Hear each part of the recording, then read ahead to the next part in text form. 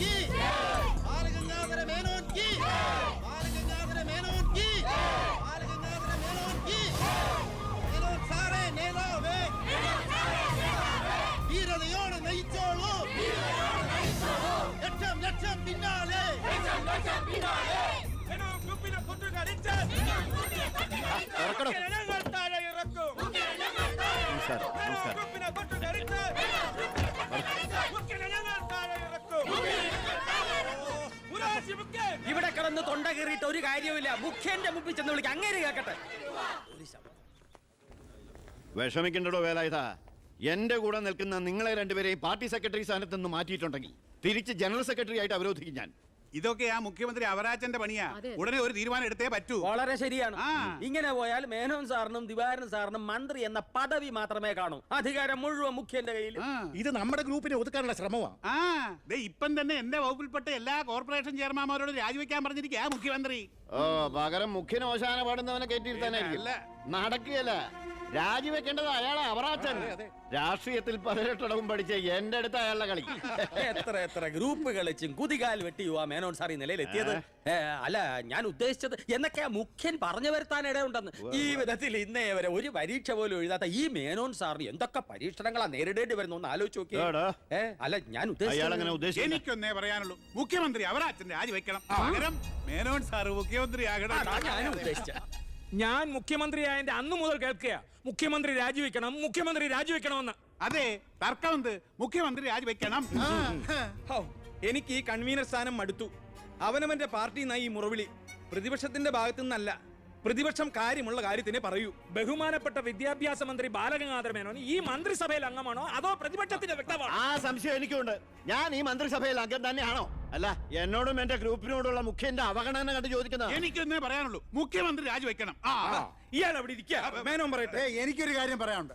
മുഖ്യമന്ത്രി രാജിവെക്കണമെന്നൊന്നും ഞാൻ പറയുന്നില്ല. പക്ഷെ എന്നെ രാജിവെക്കുമെന്ന് ഞങ്ങൾക്കറിയാം.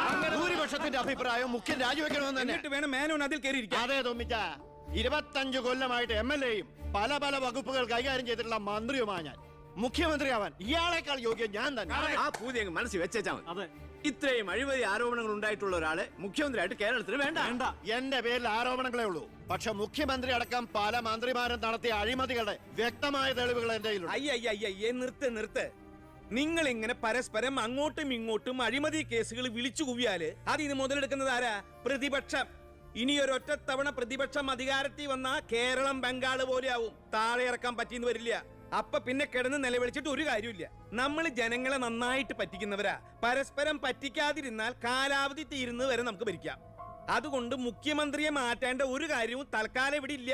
എന്തൊക്കെ ന്യായം പറഞ്ഞാലും മുഖ്യമന്ത്രി രാജിവെച്ചേ പറ്റൂ. ദിവാകരത്താനിക്ക് ഇതല്ലാതെ വേറെ ഒന്നും പറയാൻ. ഈ മുഖ്യൻ ഈ രീതിയിൽ ഭരണം ഇനിയും തുടർന്നാൽ KDF അടുത്ത തെരഞ്ഞെടുപ്പിൽ പച്ച കൊടുക്കും. കൺവീനറെ, ഇതൊക്കെ പത്രക്കാരെയും TV-ക്കാരെയും വിളിച്ച് സർക്കാരിനെ കരിവാരി തേക്കാൻ ശ്രമിച്ചാൽ എനിക്കിതൊക്കെ ഹൈക്കമാൻഡിനോട് പറയേണ്ടി വരും. പേടിപ്പിക്കല്ലേ. എന്റെ ഗ്രൂപ്പിന്റെ ഹൈക്കമാൻഡ് ഞാൻ തന്നെ. അവറാജ, അധികകാലം മുഖ്യമന്ത്രി കസേരയിൽ സുഖമായിട്ട് ഇരിക്കാമെന്ന് കരുതണ്ട. മുഖ്യമന്ത്രിയെ കൊണ്ട് രാജിവെപ്പിച്ചേ ഞാൻ അടങ്ങും.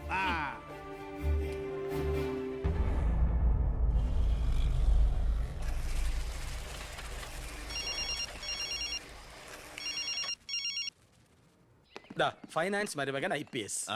എന്താ നീ ഉടൻ ദിവാകരന്റെ ഗസ്റ്റ് ഹൗസിൽ എത്തണം. ഓ, ഉടനെ എത്തിക്കോളാം. രഞ്ജി, പണം എടുത്ത് ലോക്കറി വേ. ശരി. അല്ല, നിങ്ങൾ ബസ് ഓണേഴ്സും തൊഴിലാളിയും തമ്മിലൊരു പരസ്പര വിട്ടുവീഴ്ചയ്ക്ക് തയ്യാറായില്ലെങ്കിൽ ഈ സമരം ഒത്തീർപ്പാക്കാൻ പറ്റുമെന്ന് എനിക്ക് തോന്നുന്നില്ല. Excuse me. കളക്ടർ മരുമകൻ IAS. ഹലോ. ഞാൻ ഗസ്റ്റ് ഹൗസിലുണ്ടാവും. ശരി സാർ, നീ വേണ്ട. ഞാൻ വരാം. അപ്പൊ ഈ ചർച്ച തൽക്കാലം ഇവിടെ അവസാനിപ്പിക്കാം. നിങ്ങൾ പരസ്പരം ഒരു ധാരണയിൽ എത്തിയ ശേഷം എന്നെ അറിയിക്കൂ. ഓക്കെ? മുഖ്യനെ മാറ്റാൻ എന്റെ കൂടെ നിൽക്കാമെന്ന് വാക്ക് തന്നതാ തൊമ്പൻ ചാക്കോ. താൻ ആരോപണം ഉന്നയിച്ചാൽ മതി, ഞാൻ പിന്തുണച്ചോളാമെന്ന് പറഞ്ഞിട്ട് എന്നിട്ടിപ്പം മീറ്റിംഗിൽ മുഖ്യന് വേണ്ടി വാദിച്ചിരിക്കുന്നു. അല്ലെങ്കിൽ അവരാച്ചൻ ഒഴിഞ്ഞു പോയനെ. നായി നടന്നോണ്ട് ഒരു കാര്യമില്ല, നായ്ക്ക് ഇരിക്കാനോട്ട് നേരമില്ല എന്ന് മുഖ്യം പറയുന്ന ഞാൻ ഉദ്ദേശിച്ചത്. മേനോ സാറ് മുഖ്യമന്ത്രിയാവുമെന്ന് ഞാൻ വെറുതെ സ്വപ്നം കണ്ടു. എല്ലാം കൈവിട്ട് പോയില്ലേ? ഇല്ല ജോസ്പേട്ട, കൈവിട്ടു പോയി എന്ന് കരുതിയ പലതും നമ്മൾ വെട്ടിപ്പിടിച്ചെടുത്തിട്ടുണ്ട്. ജോസ്പേട്ടന്റെ സ്വപ്നം ഫലിക്കും. അച്ഛൻ മുഖ്യമന്ത്രിയാകും. അത് മറ്റാരേക്കാളും കൂടുതൽ ആഗ്രഹിക്കുന്നവനാ ഞാൻ. കേട്ടോടാ ദിവാര, അണികൾ ഒരുപാട് പേര് പിന്നിലുണ്ടെങ്കിലും എന്റെ ശക്തി എന്ന് പറയുന്ന ഇവരാ എന്റെ മരുമക്കള്. ഈ IPS-ഉം ഈ IAS-ഉം. എന്റെ വാക്കനുസരിച്ച് ഇവര് നിന്നിട്ടുള്ളൂ.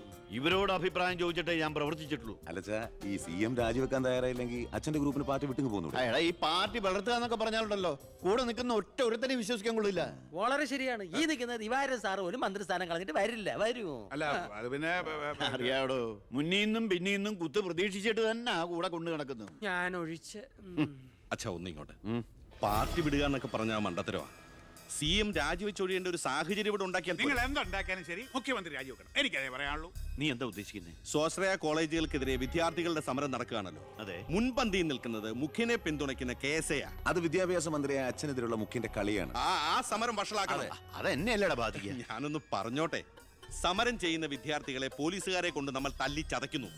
ആഭ്യന്തരം കൈയടക്കി വെച്ചിരിക്കുന്ന മുഖ്യനെതിരെ വിദ്യാർത്ഥികൾ തിരിയും. കേരളമാകെ ആളിപ്പടരുന്ന വിദ്യാർത്ഥി സമരത്തിന് മുന്നിൽ മുഖ്യൻ മുട്ടിമടക്കും. സാറിന്റെ ബുദ്ധി കൊള്ളാം. പക്ഷെ മുഖ്യൻ പറയുന്നതല്ലേ പോലീസ്. പിന്നെ ഞാൻ പറഞ്ഞാ കേൾക്കുന്ന പോലീസുകാരും ഉണ്ട് ജോസഫേട്ട. ASP അർഷൻ എനിക്ക് വളരെ വേണ്ടപ്പെട്ട ആളാ. ഞാൻ അച്ഛനോട് പറഞ്ഞിട്ടില്ല നമ്മുടെ മീനൂട്ടിക്ക് വേണ്ടി. Hello sir, how are you sir? Yes, കാര്യം മനസ്സിലായി. പക്ഷേ എന്ത് പ്രകോപനം ഉണ്ടായാലും പോലീസ് സംയമനം പാലിക്കണമെന്നാ CMന്റെ ഓർഡർ. എടോ, പോലീസിന് നൊന്താ നിങ്ങൾ കൈയും കെട്ടി നോക്കി നിൽക്കുവോ? അത് പിന്നെ പ്രത്യേകിച്ച് പറയണോ? എങ്കിൽ പോലീസിന് നോവും. പിന്നെന്താ ചെയ്യേണ്ടെന്ന് അറിയാമല്ലോ. ഇതാണ് കുശാഗ്ര ബുദ്ധി.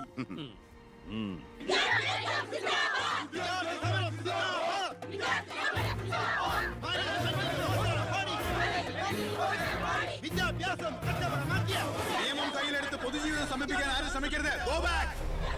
I repeat, ദയവായി പിരിഞ്ഞു പോവുക. വിദ്യാർത്ഥി സമരം സിന്ദാബാദ്. Police go back. Police go back. Police go back. Police go back. Police go back. Police go back.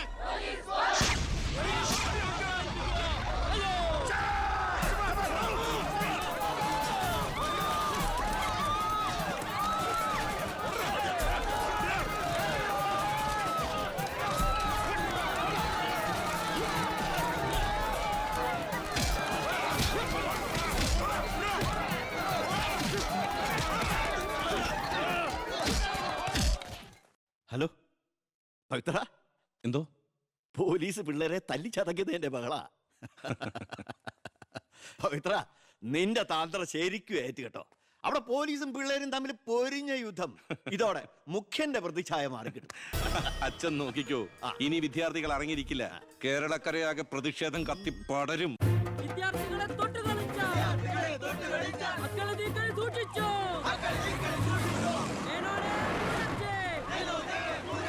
തന്നെ ഞങ്ങൾ എടുത്തോളാം. വിദ്യാർത്ഥികളെ തൊട്ടുകളിച്ച മക്കളെ നീക്കൾ സൂക്ഷിച്ചു. വിദ്യാർത്ഥികളെ തെരുവിലിറക്കി. കളിക്കാൻ നോക്കണ്ട.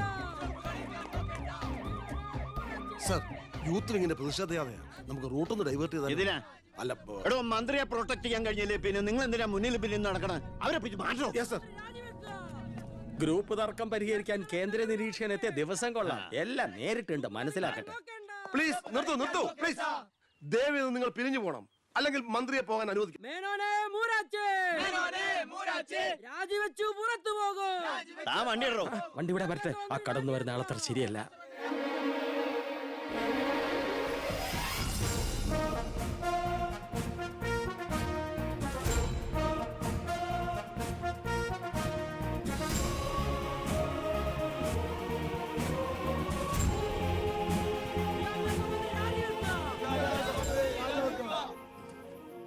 സാർ, അക്രമം അഴിച്ചുവിടാൻ വന്നവരല്ല ഞങ്ങൾ. മന്ത്രിയുമായി ഞങ്ങൾക്കൊന്ന് സംസാരിക്കണം. Hello, control room. CA Vijayan here. വിദ്യാഭ്യാസ മന്ത്രി ആരുടെ നെഞ്ചത്തൊക്കെയാ കയറാൻ പോണത്? നിങ്ങൾ എന്തിനാ എന്റെ വഴി തടയുന്നേ? വിദ്യാർത്ഥികളെ പോലീസ് മൃഗീയമായി മർദ്ദിച്ചു. ബോംബെറിഞ്ഞതിന്റെ പേരിൽ നിരപരാധികളെ പിടിച്ച് അത്തിട്ടിരിക്കുന്നതിന് നിങ്ങൾ ഉത്തരം പറയണം. അതൊക്കെ പോലീസ് വകുപ്പ് കൈകാര്യം ചെയ്യുന്ന മുഖ്യമന്ത്രിയോട് ചോദിക്കണം. അയാൾക്കെതിരെ സമരം ചെയ്യണം. ഓ, അവനെയും കൊണ്ടുവാ. നിങ്ങളുടെ അധികാര മോഹങ്ങൾക്ക് വേണ്ടി പാവം വിദ്യാർത്ഥികളെ കരുവാക്കാൻ നോക്കണ്ട. ബഹുമാനപ്പെട്ട വിദ്യാഭ്യാസ മന്ത്രി ഉദ്ദേശിച്ച പോലെ ഇതിന്റെ പേരിൽ ഒരു വിദ്യാർത്ഥി സംഘടനയും സമരം ചെയ്യില്ല, അക്രമങ്ങൾ അഴിച്ചുവിടില്ല. അവരെല്ലാം തിരിച്ചറിഞ്ഞു കഴിഞ്ഞു. ഇവനാണ് പോലീസിന് നേരെ ബോംബെറിഞ്ഞവൻ. 3rd റേറ്റ് ഗുണ്ട വിക്ടർ സാമുവൽ. മന്ത്രി പറയണം ഇവൻ ഏത് കോളേജിലാ പഠിക്കുന്നെന്ന്. ചക്കിന് വെച്ചത് കൊക്കിന് കൊണ്ടു. സമാധാനപരമായി സമരം നടത്തിയവരുടെ ഇടയിൽ നുഴഞ്ഞു കയറി ബോംബെറിഞ്ഞ് എന്തിനാണെന്ന് ഇവൻ പറയും. ആര് പറഞ്ഞിട്ടാന്ന് ഇവൻ പറയും. കത്തിക്കട കോലം. പെർഫെക്റ്റ് കോലം. വിദ്യാഭ്യാസ മന്ത്രി രാജിവെക്കുക. വിദ്യാഭ്യാസ മന്ത്രി രാജിവെക്കുക.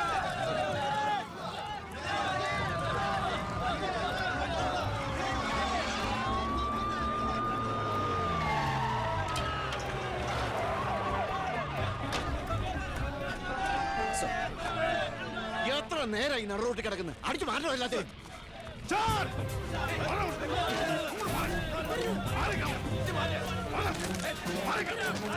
ഇത്ര വയലിനായിട്ട് താനും തൂക്കിക്കോളും. വെറുതെ ഒരു ഇഷ്യൂ ഉണ്ടാക്കണം. കോലം കത്തോട് രസിക്കുക. അടിച്ച് ഓടിക്കൊല്ലാതെ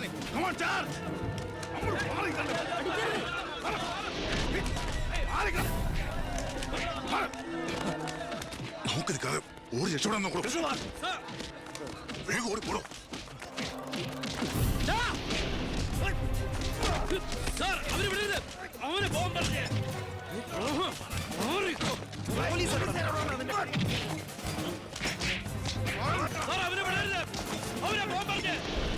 ആ പയ്യൻ കൊള്ളാവല്ലോ. അവനെ നാളെ നമ്മുടെ ഇടയിൽ കണ്ടേക്കാം. നല്ല ഉശിര് അല്ലേ? അത് പിന്നെ കാണാതിരിക്കോ? താൻ അറിയോ അയാളെ? അറിയും. ഞങ്ങൾ തമ്മിലൊരു ചെറിയ ബന്ധമുണ്ട്. എന്തു ബന്ധം? എന്റെ ഒരേ ഒരു മോന. ആറ്റുനോറ്റുണ്ടായ ഒരേ ഒരു ഉണ്ണി. അവന്റെ ചോറ് ഇവിടെയും കൂറ് അവിടെയുമാണ്. അവൻ നിൽക്കുന്നത് മുഖ്യന്റെ ചേരിയില്ല, താമസിക്കുന്ന മേനോൻ സാറിന്റെ വീട്ടിലും. ഇവരുടെ വീടാണ് ഒരു വീട്, കുടുംബം ഒരു കോവിൽ.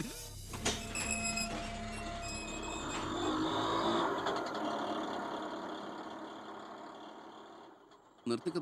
മുമ്പിൽ വീടാ, ഇനി പോവില്ല.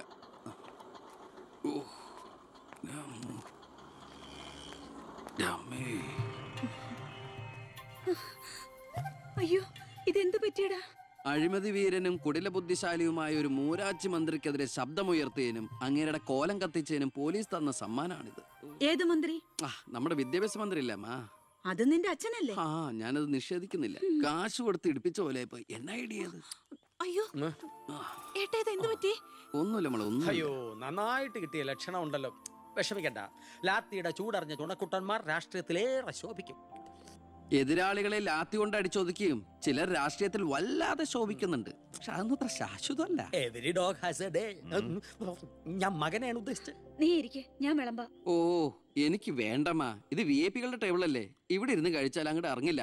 എനിക്കുള്ള വിധത്തിൽ ഞാൻ അടുക്കള പോയി കഴിച്ചോളാം. ജീവിതകാലം മുഴുവൻ നിനക്ക് അടുക്കളയിൽ കിടന്ന് ഇറങ്ങാനാ യോഗം. ഓ, എനിക്കത് മതി. എന്തായാലും ഞാൻ നിങ്ങളുടെ ഗ്രൂപ്പ് ഓഫീസിന്റെ തിന്നാലല്ലോ വന്ന് നിറങ്ങണത്. എന്നെയും എന്റെ ഗ്രൂപ്പിനെ പരസ്യമായിട്ട് അവമാനിക്കുന്നവനെന്തിനാ ഞാൻ കഷ്ടപ്പെട്ടുണ്ടാക്കണ എന്റെ വീതം കഴിക്കാൻ ഇങ്ങോട്ട് കെട്ടിയെടുക്കണത്? മക്കള് കഴിക്കുന്നതിന്റെ കണക്ക് പറയാ. ഞാൻ പറയൂടി, രാവിലെ ഇറങ്ങുമല്ലോ കഞ്ഞിമുക്കിയ ഡ്രസ് ഇട്ടുണ്ട്, അതിനും വേണം എന്റെ ചക്രം. അതെ, എല്ലാം സർക്കാരിനെ വെട്ടിച്ചുണ്ടാക്കുന്നല്ലേ? സർക്കാരിന്റെ കാശ് എന്ന് പറയുന്നത് ജനങ്ങളുടെ കാശാ. അതിൽ എനിക്കും അവകാശമുണ്ട്. നീ അടുക്കളയിലേക്ക് പോയി ഭക്ഷണം കഴിക്കും. ഉപദേശിക്കുകയാണെന്ന് കരുതരുത്. ജീവിതത്തിന് ഒരു ലക്ഷ്യമൊക്കെ ഉണ്ടാവും. എന്നിട്ട് ആ ലക്ഷ്യത്തിന് വേണ്ടി പരിശ്രമിക്കണം. നല്ല ഉപദേശം. ഇരിക്കുന്ന ആളോട് ചെന്ന് പറയും. പോത്തിനോടാണോ വേദം ഓതുന്നത്? ഞാൻ ഇതുദ്ദേശിച്ചത് മകനെയാ. അച്ഛനെ ഉദ്ദേശിച്ചാലും വലിയ കുഴപ്പമൊന്നുമില്ല. നിങ്ങളൊന്നും മിണ്ടാതിരിക്കെ. അച്ഛൻ അവന് വഴക്ക് പറയുന്നതിൽ എന്താ തെറ്റ്? അവന് ഞങ്ങളുടെ കൂടെ നിന്നൂടെ? എവിടെ നിൽക്കാനാ? എനിക്കെതിരെ ആഞ്ഞടിക്കാനാ മുഖ്യനവനെ കരുവാക്കിയിരിക്കുക. ഞാൻ നിഷേധിക്കുന്നു. ഇവൻ എന്റെ മോൻ തന്നെയാണോ അതാ മുഖ്യറ്റം? ആ ചോദ്യം ലക്ഷ്മി തീറ്റ കഴിഞ്ഞ് ഇറങ്ങി പോടുന്ന.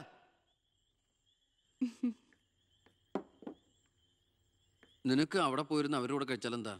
എനിക്ക് അവരോട് ഇരുന്ന് ശരിയാവില്ല ഏട്ടാ. അവരൊക്കെ വലിയ വലിയ കാര്യങ്ങളെ പറയണേ. എനിക്കതൊന്നും മനസ്സിലാവില്ല. എടി, അവരെന്താ പറയണേന്ന് അവർക്ക് എന്നെ മനസ്സിലാവണില്ല. അതാ നിനക്ക് മനസ്സിലാവാത്തത്. അതെന്താ നീ മനസ്സിലാക്കാത്തേ? ചുമ്മാ ഇരിയേട്ടാ. നിന്റെ ഈ വൃത്തിയുടെ സ്വഭാവം കാരണം ഞങ്ങളുടെയൊക്കെ കുട്ടികളെ ഊട്ടി നിർത്തി പഠിപ്പിക്കുന്നത്, നിന്നെ മാതൃകയാക്കി നശിക്കാതിരിക്കാൻ. അതേതായാലും നന്നായി. അവരെന്നെ കണ്ട് പഠിക്കുന്നതിനേക്കാൾ കുഴപ്പാ അവരവരുടെ അച്ഛനെയും അപ്പൂപ്പനെയും കണ്ട് പഠിക്കുന്നത്. ഓ, ഈനാമ്പച്ചിക്ക് മരപ്പെട്ടി കൂട്ട്. ഏയ്, എന്റെ മൂത്തളീനെ മരപ്പെട്ടി വിളിച്ചാണ്ടല്ലോ. ഓ, തുടങ്ങിയ പിന്നെ തമ്മി കണ്ട കീരിയും പാമ്പോ. നിനക്കിത് എന്തിന്റെ കേടാടാ? എപ്പോ നോക്കിയാലും കൂടപ്പറപ്പളുമായിട്ട്. അത് പോട്ടെ, അച്ഛനെതിരെ നീ. അമ്മേ, ഞാൻ അച്ഛനെതിരല്ല. അച്ഛന്റെ നയങ്ങളോടാണ് എതിർപ്പ്. അച്ഛന്റെ രാഷ്ട്രീയ നേട്ടങ്ങൾക്ക് വേണ്ടി അച്ഛൻ കാട്ടിക്കൂട്ടുന്ന നെറുകേടുകൾക്കെതിരെ ഞാൻ അറിയാതെ ചോദിച്ചു പോവുകയാണ്. ചോദിച്ചു പോണ്ട, അവിടെ ഇരുന്ന് കഴിക്കേ. പറഞ്ഞ പോലെ കഴിച്ചിട്ട് പോവാം. എടാ, നിന്റെ അച്ഛൻ എത്ര നെറുകേട് കാണിച്ചാലും അങ്ങേര് കഷ്ടപ്പെട്ടുണ്ടാക്കണതല്ലേ നീ ഇപ്പൊ കഴിക്കണത്? അത് മാത്രം പറയരുത് അമ്മേ. അമ്മേ, ഞാൻ കഴിക്കണത് അമ്മയ്ക്കുള്ള കഞ്ഞിയുടെ ഒരു വിഹിതമാണ്. എനിക്കൊരു നല്ല കാലം വരുമ്പോ ഞാൻ ഈ കഞ്ഞി മുഴുവൻ അമ്മയ്ക്ക് ചോറായിട്ട് തിരിച്ചു തരും. അതുവരെ എന്റെ വയറിനൊരു ലോൺ. എനിക്കും എന്റെ ജീവൻ നിലനിർത്തണ്ടേ അമ്മേ?